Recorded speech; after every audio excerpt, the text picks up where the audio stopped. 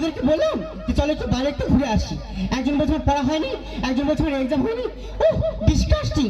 এখন এই বাজারে একলা একলা আমার বউ যেতে হবে, কার সঙ্গে যদি কথা বলি।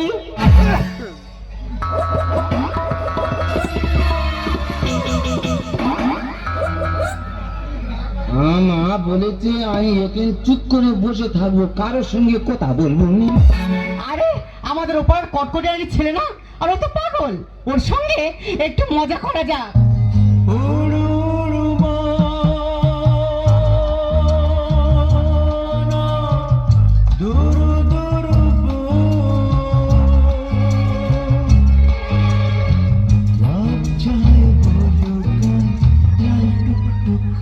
মা বলেছে আমি এখন চুপ করে বসে থাকবো, কারোর সঙ্গে কথা বলবো না।